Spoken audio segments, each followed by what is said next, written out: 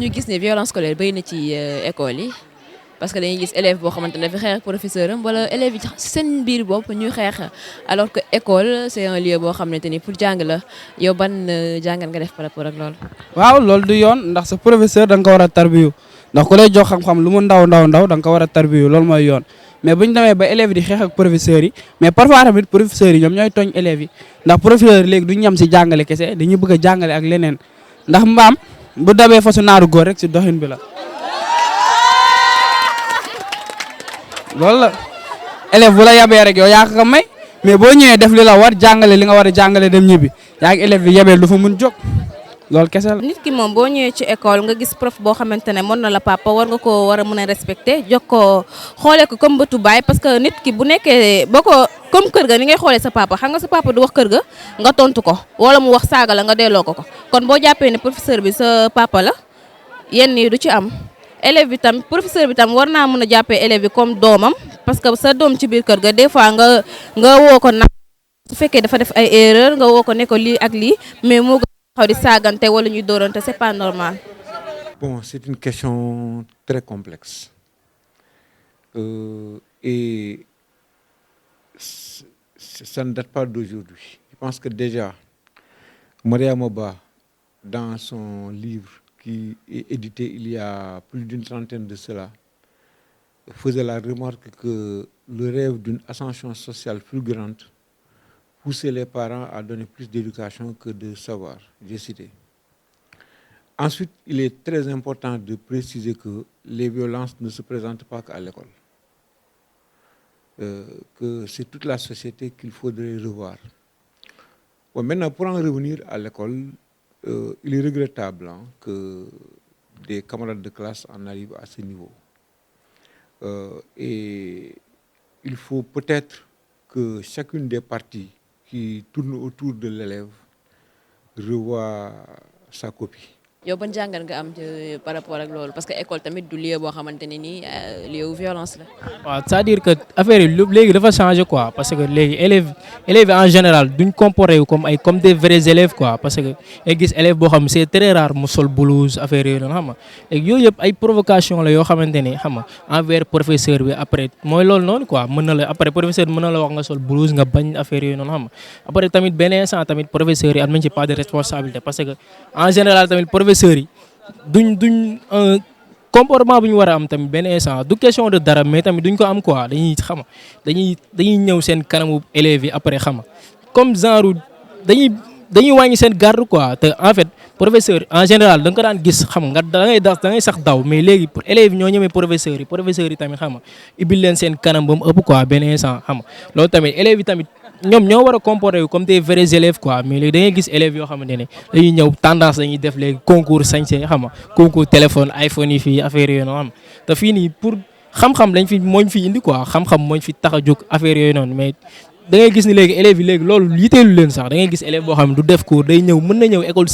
école bi mais du dugg classe xam nga yooyu yëpp tamit ay kii la quoi ay problème yoo xamante ne la war nañ ci jóg quoi muy ñëpp tamit ñun ñëpp am nañ ci part de responsabilité que ce soit ñun élèves yi que ce soit professeurs yi que ce soit surveillants yi tamit war nañ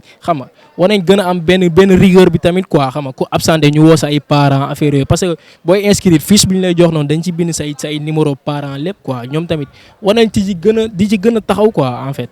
entre élèves yi aussi ñu gis ne ay tendance tamit dina ci am ñoo xamante ne nii xëy na ay jigéen lañ di xeex pour benn copain wala ay góor yoo xamante ne nii peut-être dañuy jaayante doole là aussi beneen xeetu forme de violence la loolu aussi ban xalaat nga si am. loolu lépp day refléter si mujjum jamono rek bu ñu demee ba bu njëkk ba góor yi ñoo doon xuloo di xeex ndax jigéen mais léegi jigéen ñi ñooy xeex seen biir ndax góor y'a problème loolu kese la. oui de nos jours moom loolu bëri na trop xam nga violence bi tamit bëri na trop da ngay gis des fois profit di xeex élèves yi. xam nga mais bon peut-être mën naa joxe benn cause ci élèves yi peut-être ci élèves yi lay doon quoi xam nga parce que am na tey élève doon am benn comportement am doon am tey du mën a jotee ak professeur am te aussi tam am na professeur tam benn comportement am doon am du élève am du ko ñëw ba koy dugg bay war a jotee ak moom yaa ngi comprendre élèves yi d'une part am nañ ci seen part de responsabilité et d'autre part aussi prof yi am nañ seen part de responsabilité te part bu gën a am importance ci professeur la jógee ndax professeur boo waree ne yow professeur nga di jàngale da nga war a am benn comportement ba nga xamante ni sa élève tey du la respecté. léegi élèves yi moom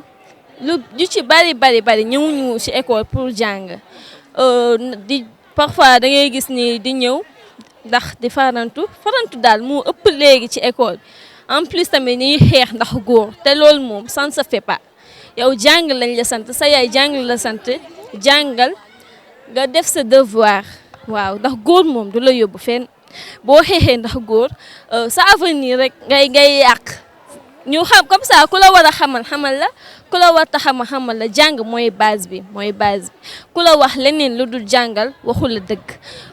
bëggu la tamit jàng daal mooy base di xeex ndax góor ñu lay vidéo fii sa der di yàqu sa yaay tamit xolam du neex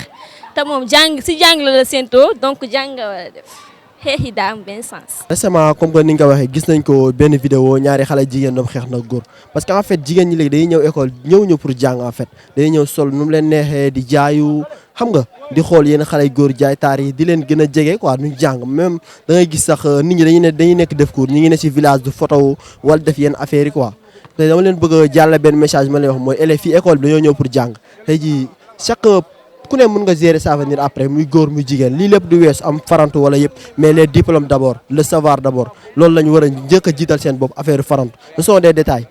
loo xam ne ay détails la nekkul loo xam ne dafa indispensable à la vie jàng bi d'abord loolu laa message boo xam ne waraa leen ko mën a jàllale. waaw problème bi mooy jaataari ci école bi rek jaataari ci école bi rek parce que pour tey bu doon surveillant yi liñ maanaam comme li ñu exiger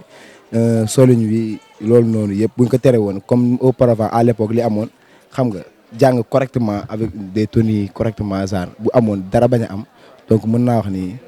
dina jariñ société bi daal loolu noonu bu dikkaat certes nag yombul parce que jamono ji yàqu na mais farantu bi dafa bëri ci école bi te jamono ji moo changé te farantu bi bu li mu gën a bëri rek te amul fu mu teew moom jàng du am te amul xam naa ni moom la élèves yi gën a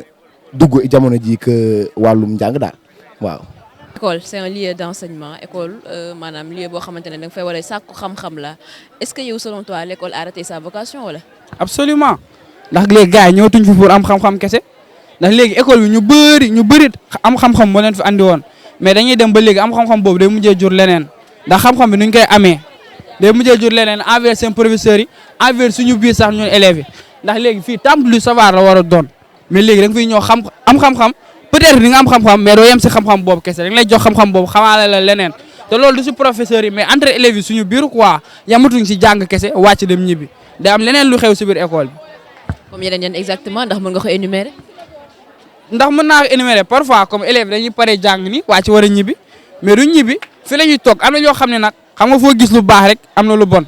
am na ñoo xam ne dañuy pare jàng seen cours comme cours normal bi quoi dem def groupe de travail mais am na ñoo xam ne seen groupe de travail day am leneen lu si xew lu doon groupe de travail mais groupe de foo lay doon.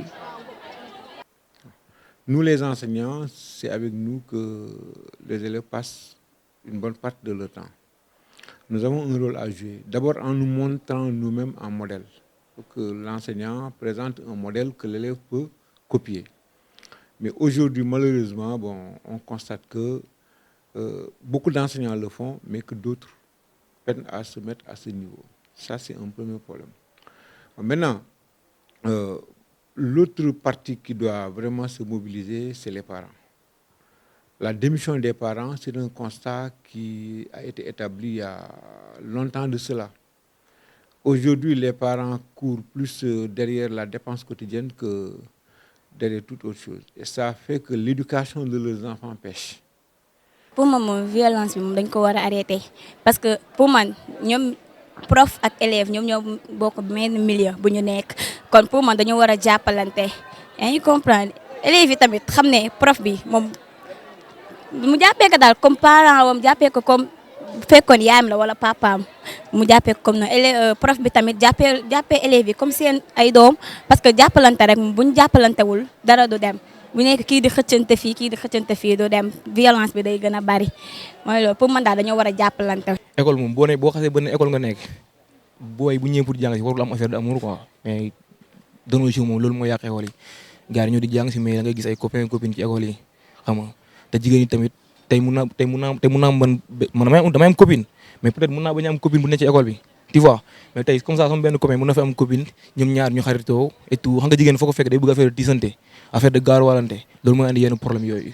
man daal solution bu mu ci joxe daal mooy xam nga donte mënul ñaax loolu moom président sax bu taxawoon fu loolu mënul ñaax élèves yi moom dañuy jëlante seen biir fi lañ ko fekk sax comme professeurs yi ñoo jël élèves yi kon élèves yi par forcément dañuy jëlante seen biir waaw xanaa kay jigéen ñi jéem a conscient seen bopp et aussi tamit gars yi sama mbokk yi tamit jéem a conscient aussi seen bopp suñu bëggee yéen problème yooyu mën a résoudre quoi.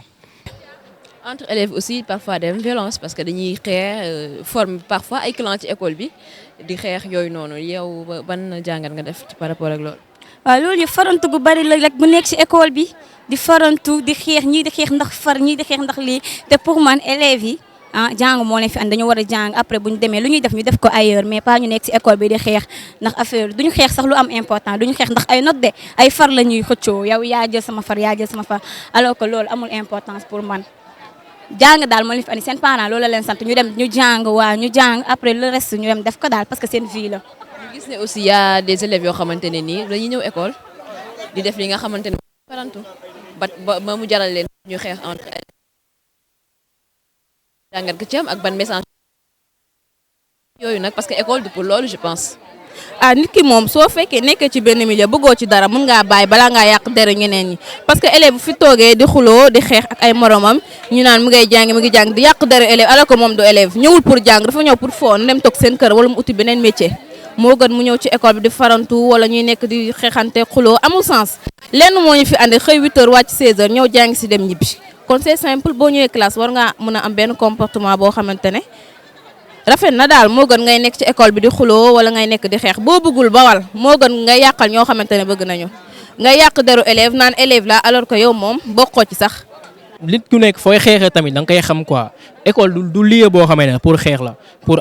am connaissance la quoi booy xeex ak pour sa ay copains affaire d'accord ñoom la concerné quoi parce que peut-être que seen mbëggeel moo leen toll foofu ba ñuy kii mais am na yoo xam ne nit ku nekk looy def day am fi nga koy defee fii école la. école du pour lieu boo xam ne pour xeex wala pour farantu la mais lu may wax rek mooy xam nga bu fekkoon surveillant yi tamit xam nga dinañ ci di veiller xam nga parfois di doxandu ci cours école bi di xool affaire yooyu na xam nga yooyu tamit dina éviter yu bëri quoi yooyu tamit day éviter yu bëri jigéen ñi tamit ñoo war a dawal seen xel xam ne ne ñoom tamit benn instant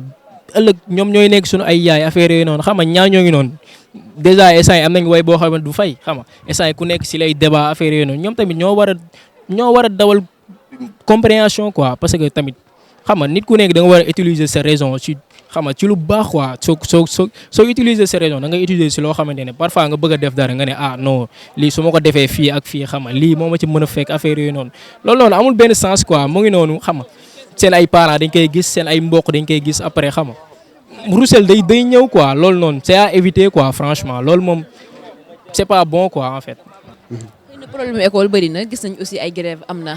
mais ñun liñ ci gën a soxal muy violence parce que violence quand même amul place yaakaar nañ ne ci école ñu gis ne aussi du côté jigéen ñi kese mais góor ñi tamit parfois dañuy diirante mbagg seen profit. waaw loolu tamit dëgg la parce que milieu scolaire bu ñu waxee éducation on parle de l'éducation tey jii kenn bëggu ci ay xeex wala xuloo violence amu fi place quoi en fait am fi place parce que milieu scolaire là on parle de l'éducation dañoo ñëw fi pour ñu éduquer ñu te bu ñu ñëwee fii pour ñu éduquer ñu bëgg cee boole xeex ça ne marche pas du côté des hommes aussi tey gis nañ tamit dañuy diirante mag ku ñëw jaay sañse jaay téléphone bu rafet xam nga ça day créer ay rancune seen biir en fait souvent loolu mooy indi seen problème yi quoi. Donc il faudrait que nous tous qu'on se remobilise